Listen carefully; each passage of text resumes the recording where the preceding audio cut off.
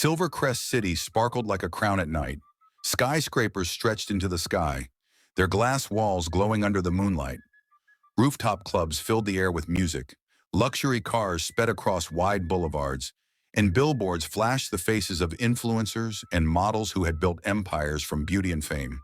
It was a city of ambition, where money ruled and power dictated respect. But beneath the glitter, fear was growing. 5 women, young, beautiful, and admired, had been found dead in their expensive apartments in just 3 months. They were not robbed, not assaulted, not bruised. Instead, each body carried the same chilling mark: 2 deep puncture wounds on the neck, like a serpent's kiss. No snake had ever been found, and no witness had come forward. Silvercrest was drowning in whispers. The latest victim was Odetta Adua, a 25-year-old fashion influencer with hundreds of thousands of followers. She lived in Emerald Heights, one of the most expensive high-rise towers in the city. When her body was discovered lying lifeless on her white carpet, eyes wide open as though frozen in horror, the city shook again. Police sealed the building, reporters crowded the entrance, and online blogs raced to name the mystery killer. The media called it the high-rise curse. Women of wealth and influence were now canceling parties, hiding from the cameras, and posting less online. The glamour of Silvercrest felt poisoned, and while the world panicked, one man watched the storm with calm eyes. Johnson Okafor, the billionaire tech genius who had built Africa's largest smart security empire. On television screens, he was celebrated as the man of the future. But behind closed doors, Johnson carried a secret so dark, it made the shadows of Silvercrest tremble. Because Johnson was not the city's savior, he was its predator. The night Odetta Adua died was supposed to be ordinary. She had returned home from a photo shoot wearing a silk gown, her hair flowing like a river of black.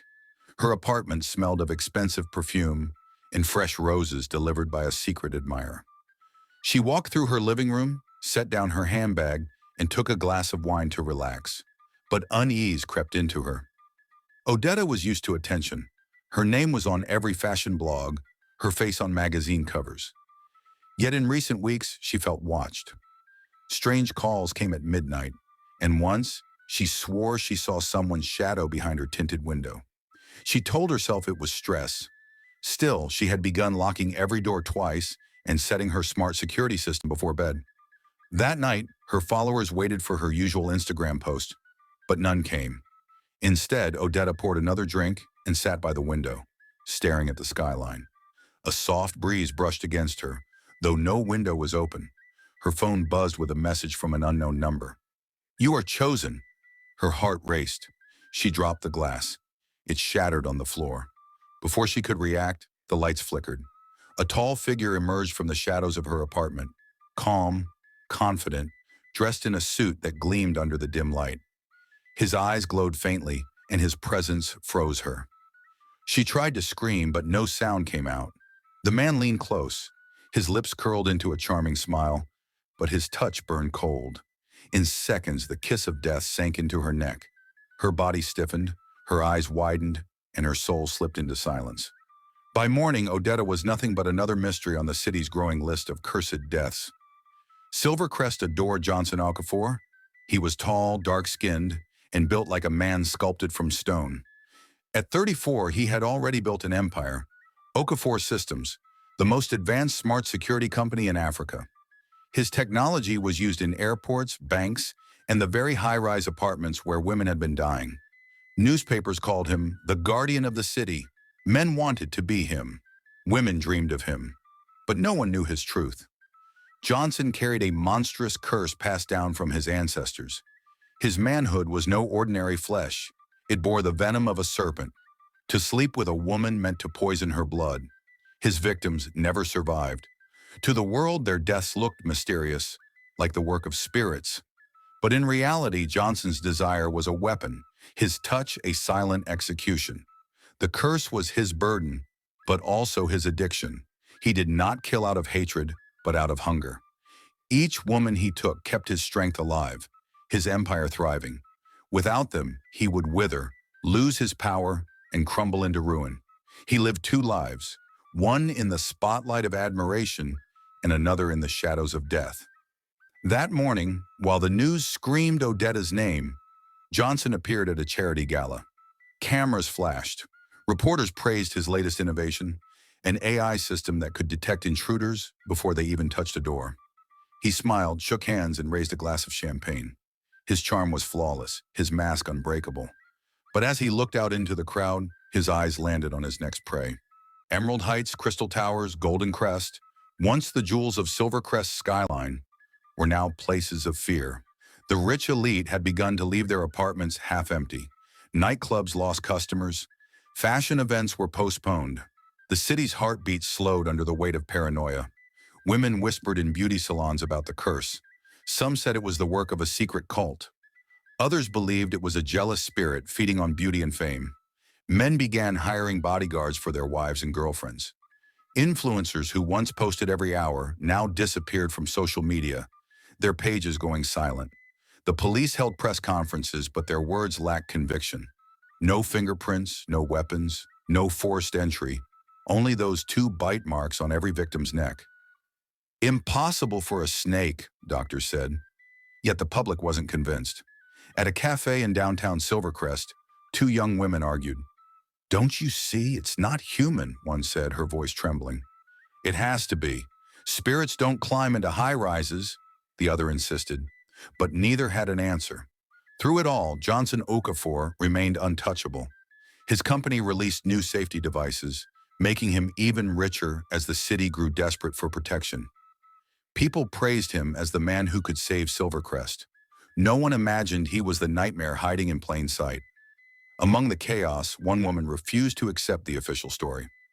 Amaka, a 29-year-old investigative journalist, had covered crime in Silvercrest for years. Sharp-eyed, fearless, and relentless, Amaka saw connections others ignored. She noticed that all 5 victims had one thing in common. They lived in buildings protected by Okafor systems. To others, this seemed like coincidence. To Amaka, it was a thread. She studied Odetta's last social media posts and saw her attending the same charity gala Johnson had sponsored weeks before her death. She dug deeper and discovered that 3 other victims had attended events connected to him as well. Her instincts screamed. Silvercrest's golden billionaire might not be as innocent as he appeared. Late at night, Amaka sat in her small office surrounded by files, photographs, and news clippings. "The city thinks this is a curse," she whispered to herself. "But curses have faces, and this one wears a suit."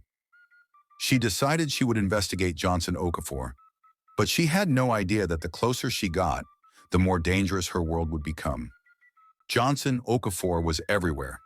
Billboards flashed his face across Silvercrest, magazines praised him as Africa's tech messiah, and television shows begged for his interviews. His voice carried authority, his laughter charmed audiences, and his smile seemed to promise safety in uncertain times. At board meetings, investors trusted every word he spoke. At exclusive parties, women lined up just to take pictures with him. Johnson's name had become larger than life, a symbol of success, discipline, and brilliance. Yet in his private world, he was careful, very careful. He never left traces. The women who died in his hands were chosen with precision.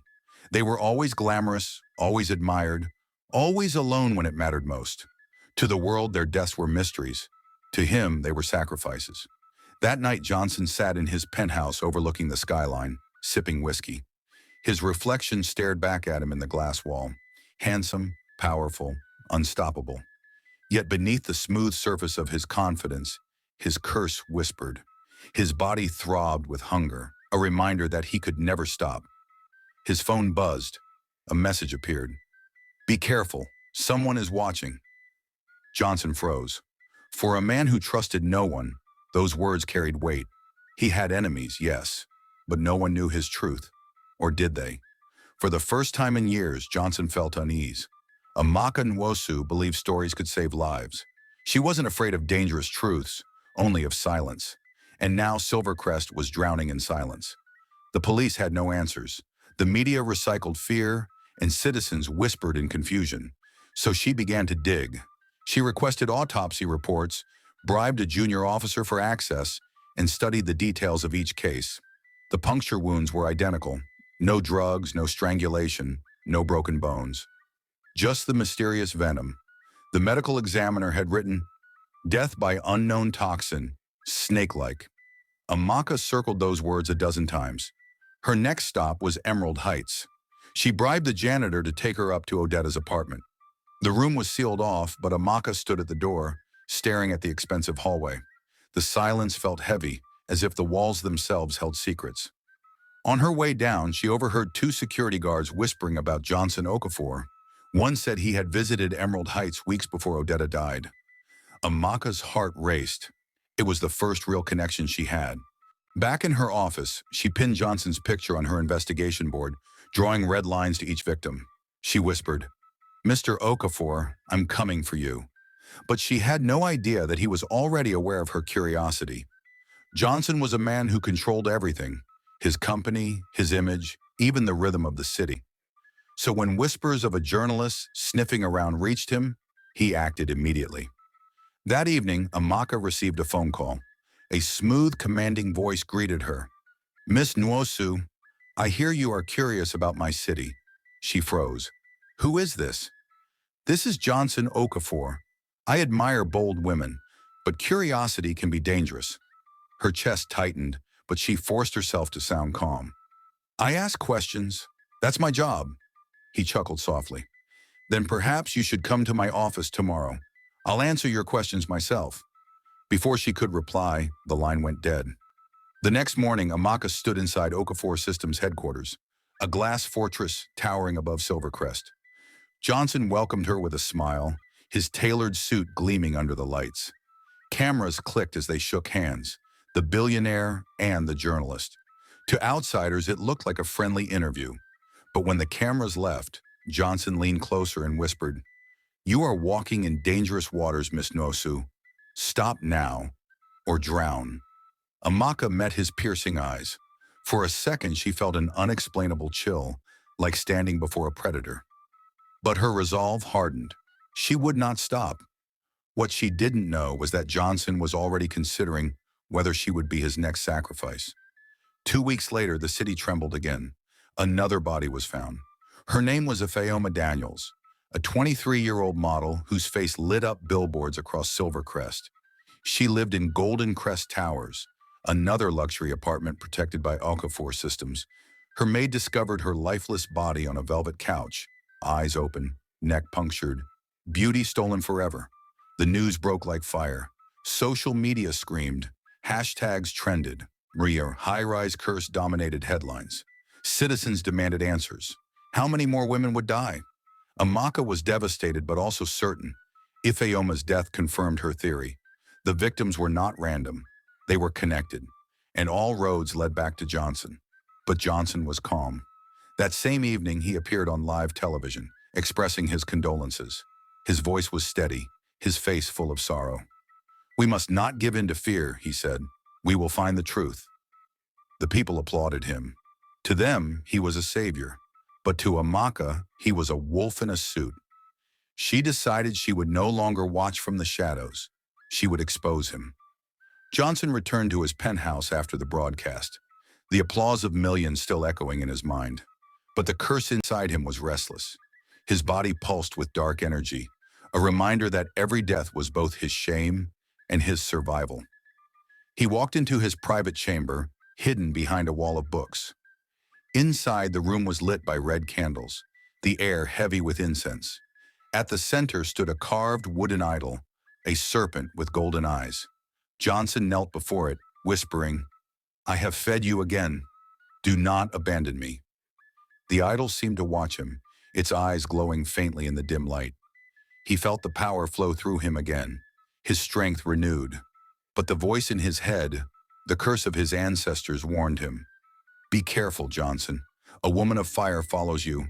If she exposes you, your empire will burn." He knew it was Amaka. She was the only one bold enough to look into his darkness.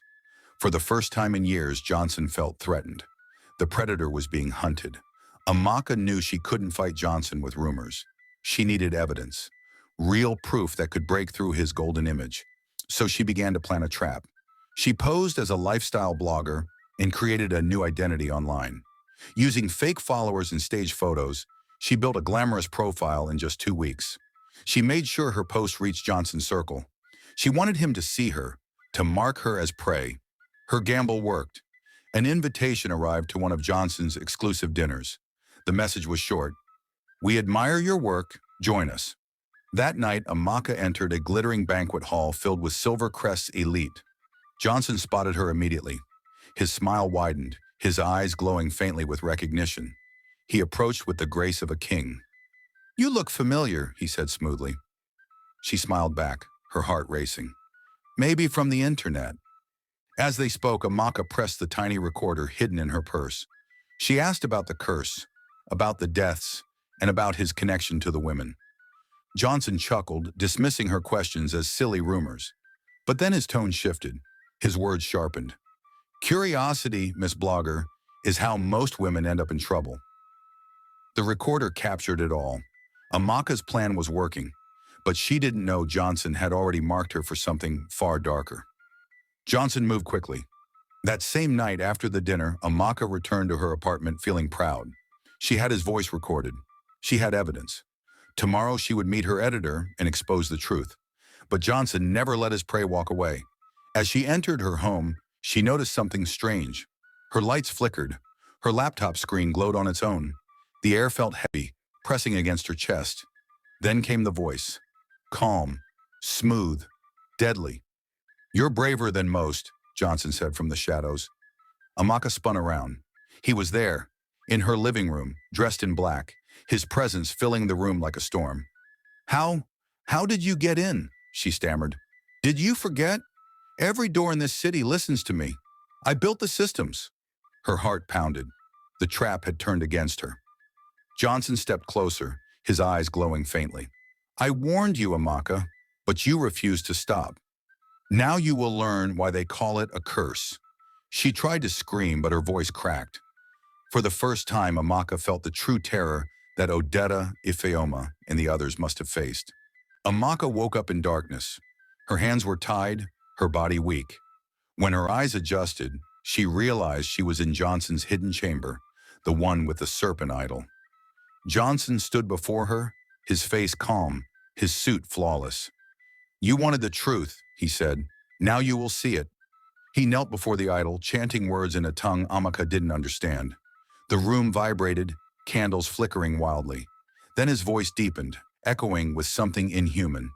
"This is the power that built my empire, the power that keeps me alive." He turned to her, his jaw tightening. His body trembled, veins darkening as the curse stirred. His eyes glowed brighter, his shadow stretching like a snake across the floor. Amaka, though terrified, refused to surrender. "You're not powerful," she spat. "You're just a coward hiding behind blood." For the first time, Johnson's composure cracked. Rage twisted his face. He advanced toward her, ready to deliver the serpent's kiss. But Amaka had prepared. Hidden in her hair was a silver pin, one her grandmother had blessed in a church. With a quick motion, she cut through the ropes binding her wrists. When Johnson lunged, she stabbed the silver pin into his chest. He roared, staggering backward. The idol's golden eyes dimmed. The chamber shook as if the curse itself was enraged. The predator was finally bleeding. Johnson stumbled, clutching his chest, his breath ragged. The silver burned him, weakening the curse that had sustained him for years. Amaka didn't waste time. She grabbed the recorder from her bag. It had survived the abduction. Johnson's voice, his threats, his confession-like words were all there. She ran toward the door, but Johnson's voice thundered behind her. "You think you've won?" he shouted, his body convulsing, his skin pale. "Without me, Silvercrest will crumble. I am this city." Amaka turned, her voice steady despite her fear. "No, Johnson, you are its curse." With that, she smashed the idol to the ground. The serpent's eyes shattered into dust. Johnson screamed, his body collapsing as the power drained from him. His handsome face twisted, veins darkened, and in seconds the great billionaire of Silvercrest lay lifeless on the floor. The predator was gone. By dawn, Amaka had delivered the evidence to the police. News spread like wildfire. Johnson Okafor, the city's golden billionaire, had been unmasked as the killer. Silvercrest erupted in shock. The man they worshipped was a monster all along. But for Amaka, there was no joy, only relief that the curse was finally broken. A city reborn, Silvercrest, was never the same again. For weeks, the city buzzed with disbelief. People tore down Johnson's posters, magazines pulled his covers, and Okafor systems collapsed overnight. Investors fled, and the once untouchable empire crumbled to dust. The women of Silvercrest breathed again. The fear that had poisoned the city began to fade. Nightclubs reopened, fashion shows returned, and life slowly regained its rhythm. Yet beneath the laughter, scars remained. Too many lives had been stolen, too many families left in pain. Amaka became a hero. Her story ran across national newspapers. Journalist exposes billionaire predator behind high-rise curse. But she never saw herself as a hero. She was just a woman who refused to be silent. At Odetta's grave, Amaka stood with flowers in her hands. "Rest now," she whispered. "The city knows the truth." As the wind blew gently across the cemetery, Amaka closed her eyes.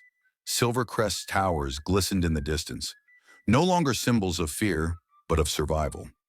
The predator was gone, but the memory of the high-rise curse would never be forgotten. The shadows of Silvercrest City finally lifted after the downfall of Johnson Okafor. What had once been whispered as the high-rise curse was revealed to be the monstrous hunger of a man trapped by greed, power, and a deadly spiritual covenant.